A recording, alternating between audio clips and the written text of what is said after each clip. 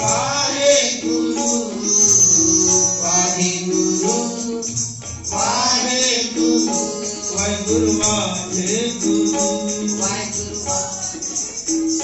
वाहेगुरु वाहेगुरु हरि वाहेगुरु वाहेगुरु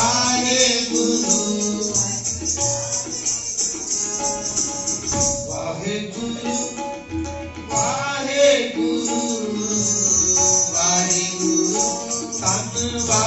वाहेगुरु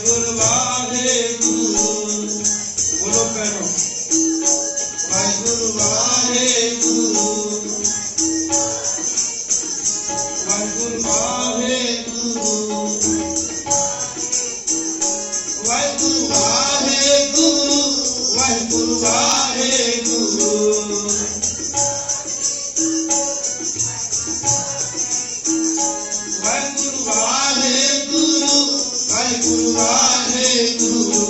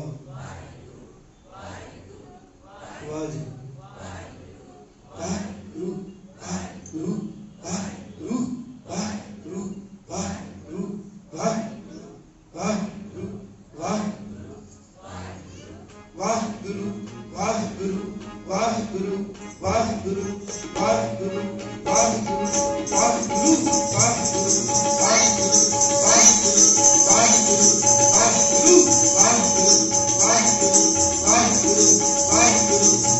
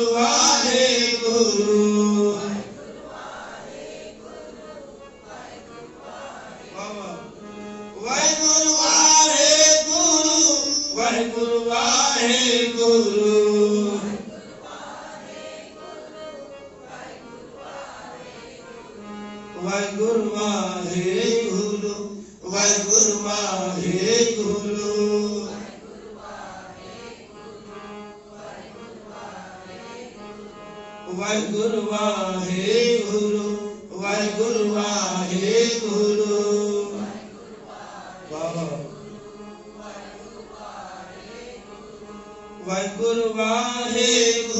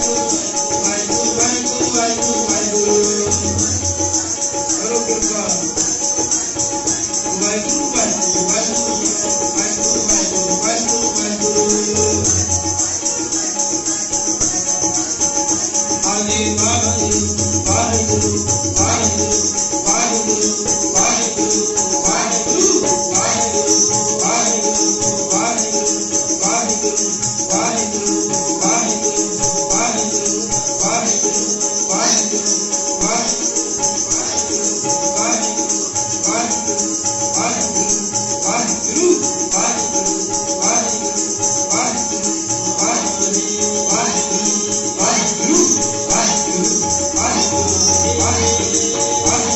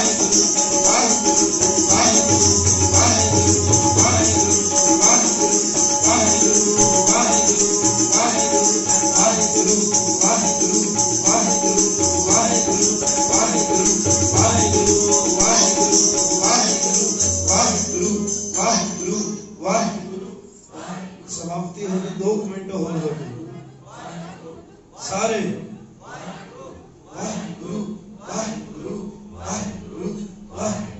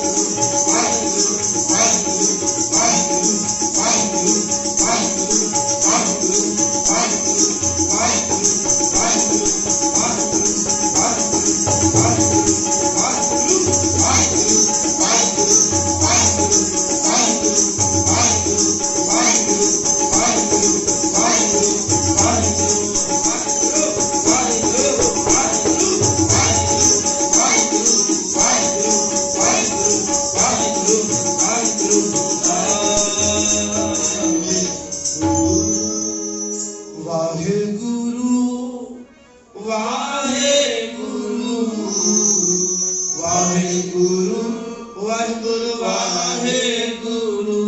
ਵਾਹਿਗੁਰੂ ਵਾਹਿਗੁਰੂ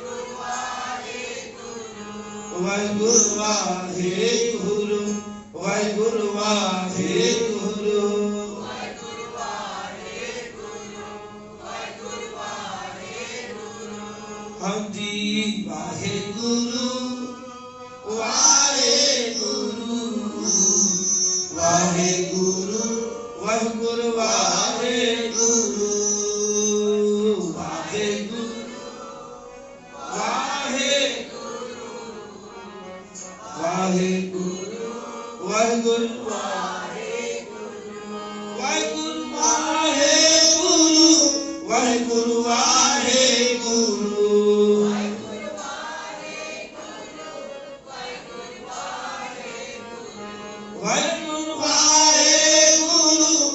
ਵਾਹਿਗੁਰੂ ਵਾਹਿਗੁਰੂ ਵਾਹਿਗੁਰੂ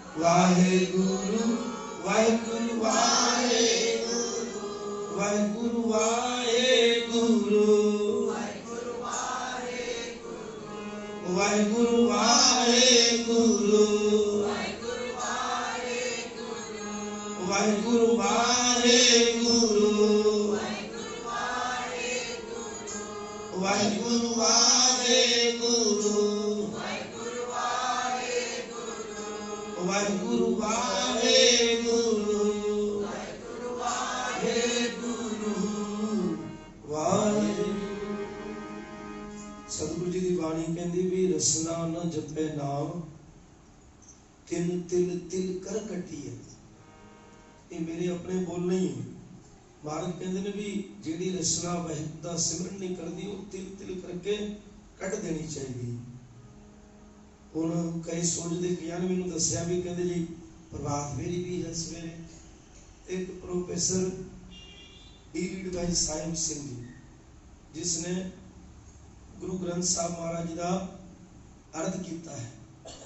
तुहाडे मोबाइल दे विच गुरबाणी सर्च करके एक चैनल है उसको डाउनलोड करो तो वो पूरा गुरु ग्रंथ साहब आता है। आई ग्रंथ को डाउनलोड करो वो पूरा अमृत कीर्तन नहीं पूरा गुरु ग्रंथ साहब दे च है। ते वो जात दे ब्राह्मण सी प्रोफेसर भाई साहिब सिंह जी पर उन्होंने इन्नी लगन लगी गुरबाणी दे नाल पूरी जिंदगी उन्होंने गुरबाणी के अर्थ किए पूरी जिंदगी। ते कहते हैं वो की करते सन जो गुरबाणी का अर्थ करते थे वो किसी को भेजते नहीं सी वो आप जाते छपाण वास्ते भी कोई मिलावट ना करते भी मेरे अर्थ के हुण जिहड़े अजकल मोबाइल के अर्थ हैगे ने तो सब तो सौखे अर्थ तुहानूं पढ़न बहुत सारे लोगों ने टीका किया गुरु ग्रंथ साहब की बाणी का अर्थ किया है पर सब तो सरल भाषा दे विच अगर तुहानूं समझ विच आएगा तो साहिब सिंह जी वो पता की करते सी जिवें हुण कईयां ने मैनूं दस्सिया जी सवेरे प्रभात फेरी भी है फिर हाजरी भी करनी शाम को घट ही होएगा। प्रभात फेरी निकल गई फिर उन्होंने जमेगी। मैं उन्होंने कहना चाहता भी इस तरह नहीं है। भाई साहब सिंह जी की करते सी सवेर नूं कदे लिखण दे विच उन्हां दा ध्यान क्योंकि गुरु ग्रंथ साहब महाराज दा अर्थ करना 1430 पन्ने दा 30 अंग दा किते सोका पिया को सारी जिंदगी लगा दी थी उन्होंने एक एक तुक दे अर्थ बड़ी विस्तार दे विच जाकर के समझाया। उन्होंने पोथियां पईयां हुई साडे कोल इत्थे भी हर जगह उन्हां दी पोथी मिलदी ते कहंदे हैं जदों उन्हां दा नितनेम रह जांदा सी ते वो की करदे सी शाम वेले नितनेम करदे सी। तुसीं मन्नोगे इस गल नूं। और गुरु ग्रंथ साहब महाराज दी बाणी नूं कदे भी तुसीं पढ़ सकदे हो कोई दा फिक्स टाइम नहीं है कि आई टाइम पढ़ना। हाँ गुरु महाराज ने एक मर्यादा बनाई है भी अमृत वेले पंज बाणियां दा नितनेम होवे तुहाडी जिंदगी विच शाम नूं रहराज साहब सोहला साहब दी बाणी दा नितनेम तुहाडी जिंदगी अंदर होई कि मर्यादा परपक कीती महाराज ने। अगर उस मर्यादा नूं आपां फॉलो करदे हां जिहड़े रोज दे साडे कार्य करके कार विहार करके अगर ये मर्यादा नूं फॉलो करदे फिर जिंदगी दे अंदर बरकत ते हुंदी है फिर चढ़दी कला दे नाल ओहदी जिंदगी बतीत हुंदी है।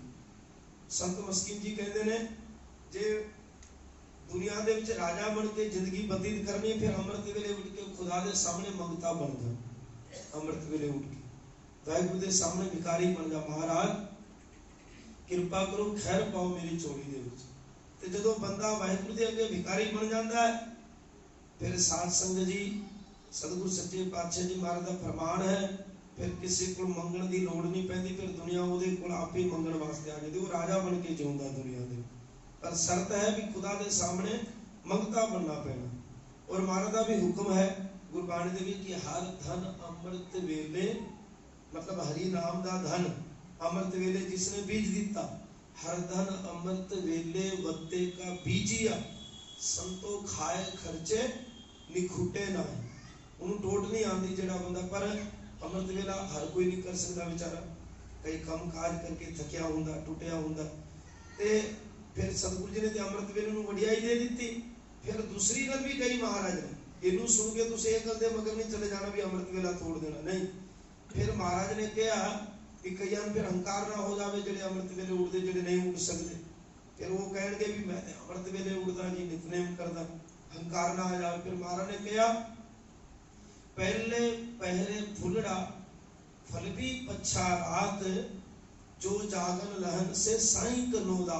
ये पहला जवाब कि पहला तुसी हुण जेकर इत्थे बैठे हो ते बीज बीज रहे हो, समझ रहे हो गल नूं, ते फिर इहदा रात नूं की होएगा जी, फुल निकलेगा।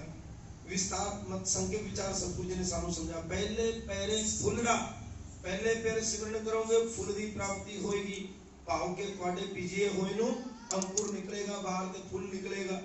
जदों छोटा जा बीज जमीन विच पांदे आ, अंकुर निकलदा बाहर, फिर बहुत बड़ा दरखत बन जाता है। इतना बड़ा दरखत बन जाता, उन्हें कट्टण वास्ते फिर आरी चाहिए, वो हाथ नाल फिर कटिया नहीं जा सकता। महाराज कहते इसे तरह तू पहला जे शाम नूं सिमरन करेगा, रहरास साहब दा पाठ करेगा ते फल बीज दिता, फिर उहदा अंकुर फुटेगा, फुल निकलेगा रात नूं। फिर अमृत वेले की होएगा, फल लगेगा, फिर खाएगा। भाव के अमृत वेले जदों सिमरन करेगा फिर दुनिया में बरकत ही बरकत।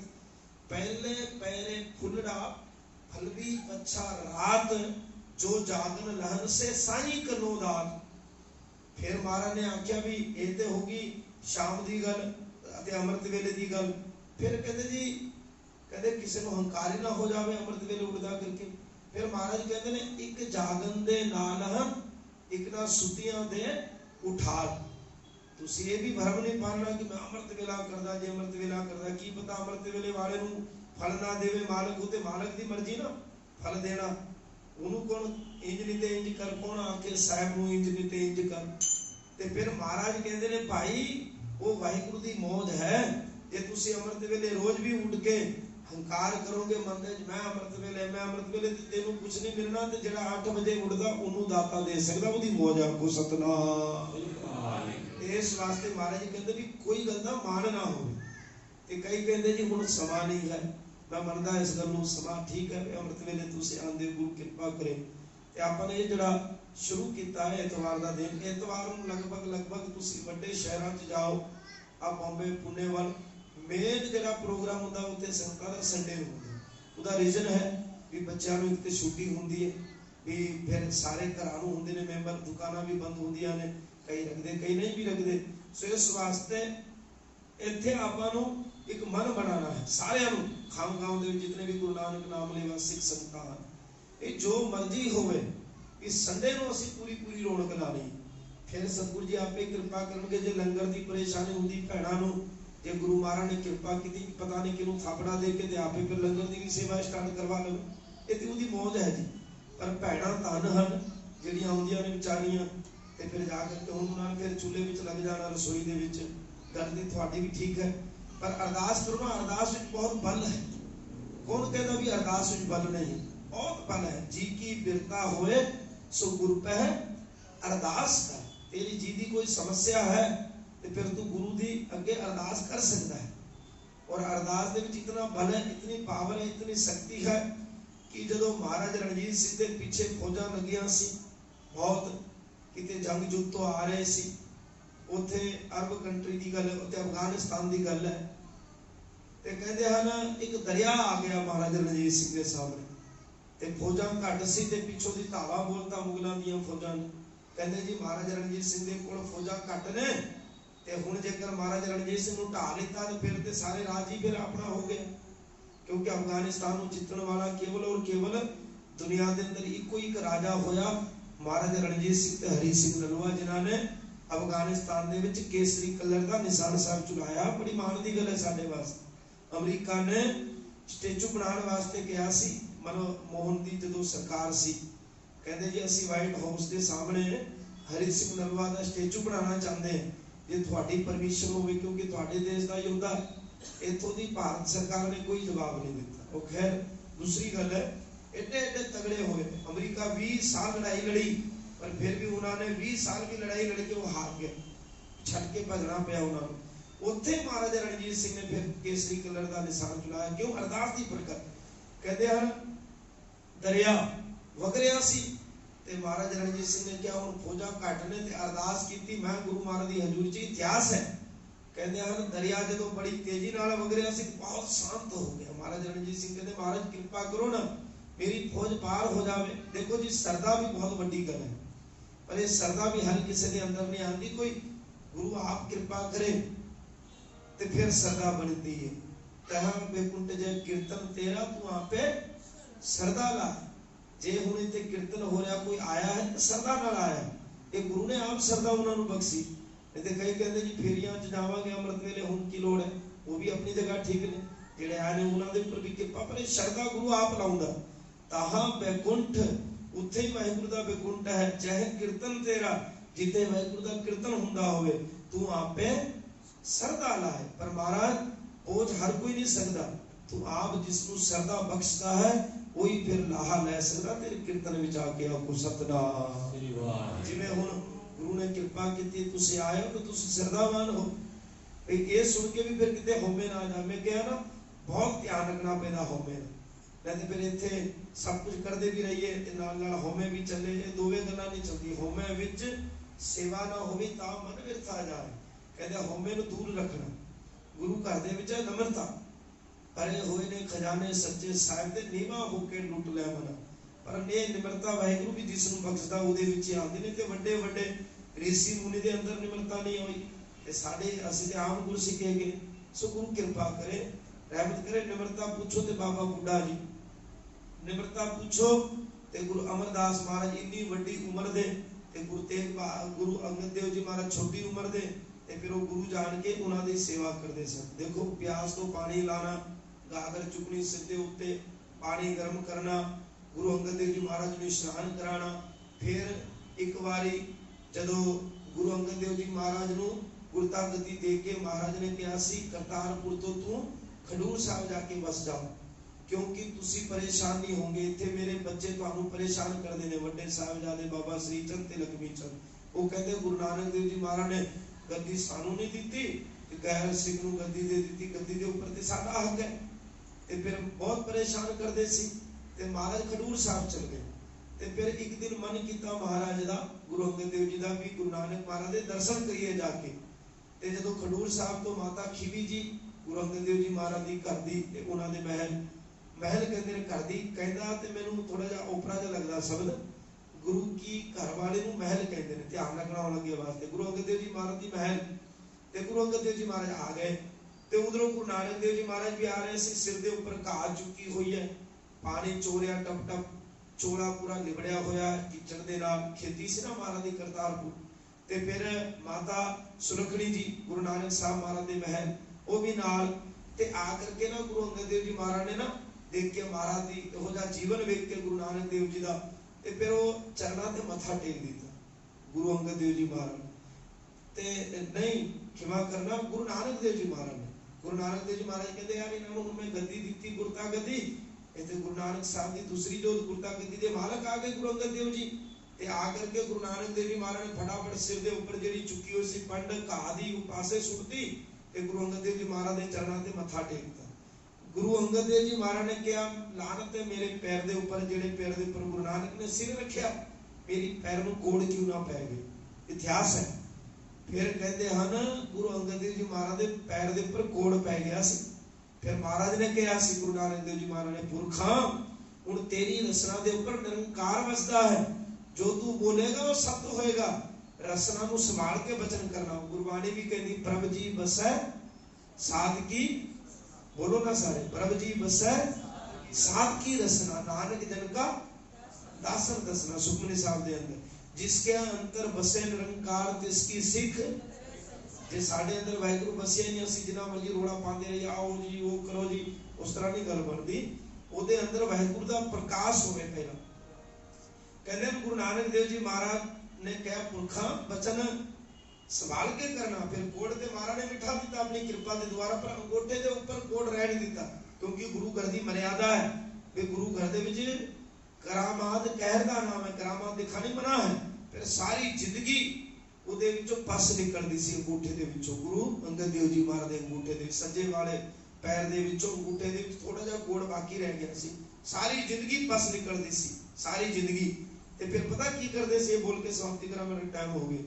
कहते हैं गुरु अमरदास जी महाराज सारी सारी रात वो अंगूठे को अपने मुंह विच पाना, भाप देनी ते खिंचना अंदर तो पस ते बाहर जाके थूक के आना। आखो सतनाम।